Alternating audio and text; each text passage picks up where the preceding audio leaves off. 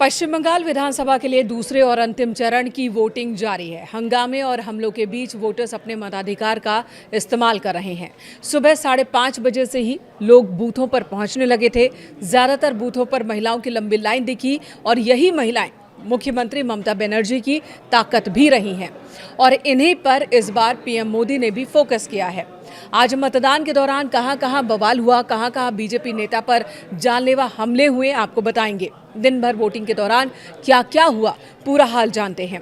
CM Mamata Banerjee Bhawanipur से TMC उम्मीदवार हैं, लेकिन आज वो कोलकाता में थी और बहुत गुस्से में थी। ममता बनर्जी ने बीजेपी और चुनाव आयोग पर फिर सवाल उठाए। कोलकाता में कहा कि हम चाहते हैं कि वोटिंग की प्रक्रिया शांति से हो, लेकिन बाहर से बहुत सारे ऑब्जर्वर आए हैं जो टीएमसी एजेंट्स को टारगेट कर रहे हैं।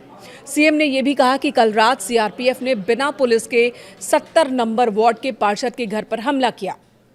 वो उस समय घर पर नहीं थे, सिर्फ उनकी पत्नी और बच्चे वहां पर थे, फिर भी उन्होंने उनके घर में तोड़फोड़ की। साथ ही उन्होंने ये भी कहा कि बीजेपी जो भी कहती है वो कर दिखाती है और वही कर रही है।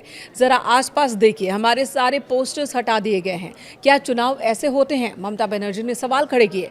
वोटर वोट डालेंगे, पुलिस या सुरक्षा बल नहीं, ये भी कहना उनका। साथ ही उन्होंने कहा कि हाल ही में कुछ नए लोग लाए गए हैं और वो जो चाहे कर रहे हैं, वे आतंक फैला रहे हैं। उन्होंने कार्यकर्ताओं की रात भर पिटाई की है। बीजेपी जबरदस्ती चुनाव में धांधली कराना चाहती है, लेकिन हमारे कार्यकर्ता और हमारे लोग मरने को भी तैयार हैं, वो अपनी जगह छोड़ने को तैयार नहीं है। ये कहना है ममता बनर्जी का। वहीं बीजेपी नेता अमित मालवीय ने भी इसी तरह के आरोप लगाए। उनका कहना है कि जहां जहां पर बीजेपी को लेकर चुनाव निशान है, उन्हें पेंट से ढक दिया गया है और ये सब टीएमसी के कार्यकर्ता कर रहे हैं ताकि बीजेपी के वोटर्स अपने प्रतिनिधि को चुन ना पाए, देख ना पाए और गड़बड़ वोटिंग कर दे। वहीं टीएमसी के एमपी अभिषेक बनर्जी ने कहा कि बीजेपी जब भी कुछ दावे करती है पश्चिम बंगाल में, उन्हें ही उल्टा पड़ जाता है। उन्होंने 2021 का उदाहरण दिया और कहा कि उस वक्त बीजेपी की ओर से दावे किए गए थे कि बीजेपी क्लीन स्वीप करेगी, लेकिन जब चुनाव के नतीजे आए तो मामला उल्टा हुआ और इसलिए ये आपकी जिम्मेदारी है कि आप जाकर बीजेपी नेताओं से पूछें कि हर बार जब उन्होंने कुछ भविष्यवाणी की तो आखिरकार वो टीएमसी के पक्ष में ही गई है। अमित शाह ने कहा था कि 2021 में 200 से ज़्यादा सीटें मिलेंगी बीजेपी को, लेकिन टीएमसी ने वो सीटें हासिल कर ली और उससे ज़्यादा हासिल की। तो अभिषेक बनर्जी कह रहे हैं कि बीजेपी इस बार भी दावे कर रही है कि 177 सीट मिलेंगी उन्हें, लेकिन इस बार बीजेपी का आंकड़ा जो है वो 50 से भी नीचे चला जाएगा, ये उनका दावा है। इस बीच बीजेपी ने भी अपने नेताओं पर हमले का आरोप लगाया। नादिया जिले की छपरा विधानसभा सीट के इतरा पंचायत में सुबह तकरीबन 5:30 बजे बदमाशों ने BJP polling agent Musharraf Mir पर लोहे की रॉड और बंदूकों से हमला किया। बाद में उन्हें पुलिस ने बचाया और छपरा ग्रामीण अस्पताल में भर्ती करवाया, जहां उनका इलाज चल रहा है। उनके सिर पर 6 टाँके लगे हैं। एंटली सीट से बीजेपी उम्मीदवार प्रियंका टिबरेवाल की कोलकाता में एक पोलिंग बूथ पर पोलिंग अधिकारियों और सुरक्षा कर्मियों से बहस हो गई।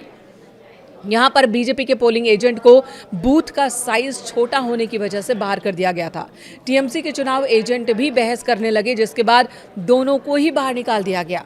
हावड़ा के बाली में ईवीएम में गड़बड़ी की बात को लेकर हंगामा हुआ। सीआरपीएफ जवानों ने 2 लोगों को हिरासत में लिया। राजरहाट गोपालपुर विधानसभा क्षेत्र के पंचननतला, घोषपारा, केष्टपुर में और चंदी बेरिया नवजागरण क्लब में भी ईवीएम की गड़बड़ी को लेकर के कुछ देर तक हंगामा हुआ। यहां पर कुछ वक्त तक वोटिंग रुकी रही।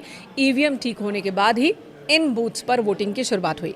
आपको बता दें, पिछले फेज की तरह इस चरण में भी सुरक्षा के कड़े इंतजाम किए गए हैं। केंद्रीय बलों की कुल 2321 कंपनियां तैनात की गई हैं। इसके अलावा 142 जनरल ऑब्जर्वर, 95 पुलिस ऑब्जर्वर और 100 एक्सपीडेंचर ऑब्जर्वर की तैनाती की गई है। वोटिंग के लिए 41,001 पोलिंग स्टेशन बनाए गए हैं। दूसरे फेज में कुल 294 सीटों में से 142 पर वोटिंग हुई। 1448 उम्मीदवार चुनाव मैदान में हैं। इनमें 220 महिलाएं हैं। कुल 3 करोड़ 21 लाख वोटर्स अपने मताधिकार का इस्तेमाल कर रहे हैं। 2021 के विधानसभा चुनाव में टीएमसी ने इन 142 में से 123 सीटों पर जीत हासिल की थी। पहले फेज की 152 सीटों पर 23 अप्रैल को रिकॉर्ड 93% मतदान हुआ था। दूसरे फेज में वोटिंग परसेंटेज कितना रहता है, इस बात का भी इंतजार करना होगा, लेकिन बम्पर वोटिंग हो रही है। टीएमसी कह रही है कि एक बार फिर पश्चिम बंगाल की जनता उनके साथ ही है, लेकिन इसी बढ़े हुए आंकड़े को बीजेपी कह रही है कि बदलाव की बयार है ये। अब 4 मई को नतीजे आएंगे, तभी साफ हो पाएगा कि आखिर पश्चिम बंगाल की जनता ने क्या मतदान किया है, क्या परिणाम दिया है इन दोनों ही मुख्य राजनीतिक दलों को। और वहीं बात सीएम ममता बनर्जी की करें तो दूसरे फेज में मतदान उनके लिए बहुत अहम है, क्योंकि भवानीपुर से वो चुनाव मैदान में हैं और उन्हें टक्कर दे रहे हैं बीजेपी के शुवेंदु अधिकारी।